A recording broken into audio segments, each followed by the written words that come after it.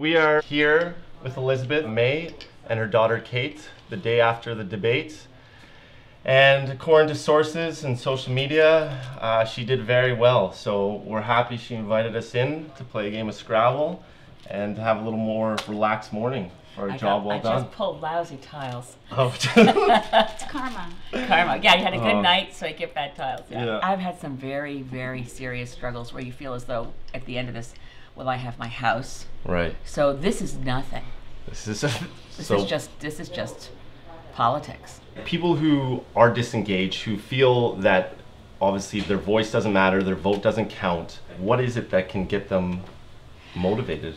Well, there's a couple of things I say. First of all, I try to figure out why someone's decided not to vote. Okay. The group of people I most want to reach are the really smart, politically aware people who've made the mistake of believing that the game is rigged. Right, there's no point in voting. It's corporate rule, and nothing that a democratically elected MP can do will work. Yeah. And that group of people, I categorize, and it's not my term, I found it in some academic research, the anti-voter. Yeah. Someone who's thought it through and decided, it's almost like Yes. making the mistake of putting consumerism and democracy in the same basket. So you say, Right. okay, I'm going to show that store I don't like what they're selling, and I'm going to show them by boycotting that store. Right. That makes sense in a consumer analogy.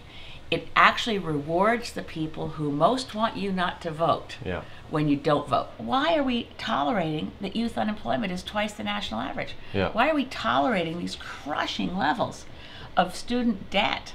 And the huge levels that you can't possibly get out of school and start functioning in the world when you've got a crushing student debt and you can't find a job. Right. The reason political parties aren't talking about this, except the Green Party, is they say, well, why talk about that?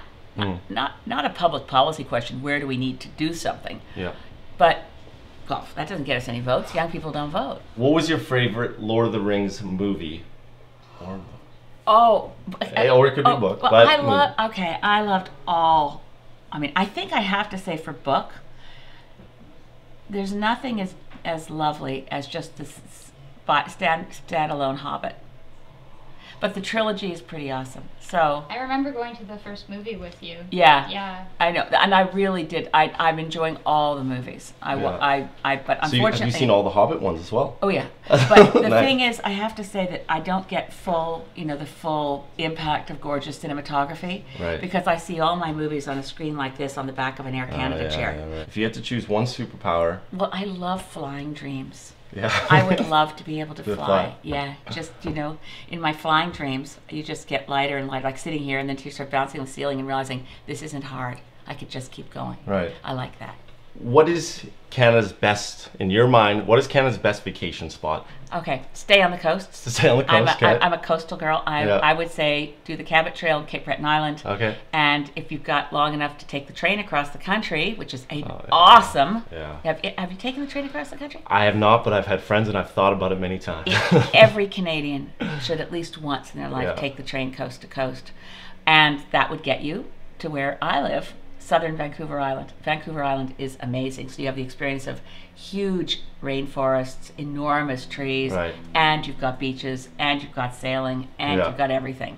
For young people trying to carve out their path in life right now, so kids that are going to university, coming out of university, like if you were to give from your experience where you are, what advice would you? Don't do anything because you think it'll pay more.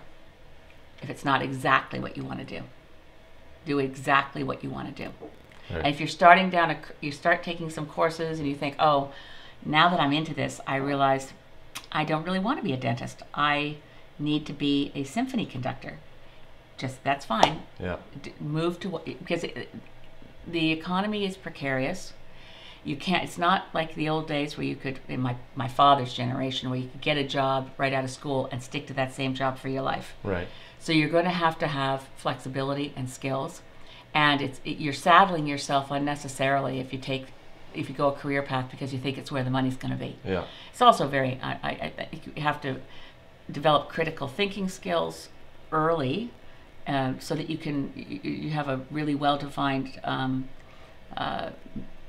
radar for what's really important, and also being able to analyze when people are lying to you, especially politicians.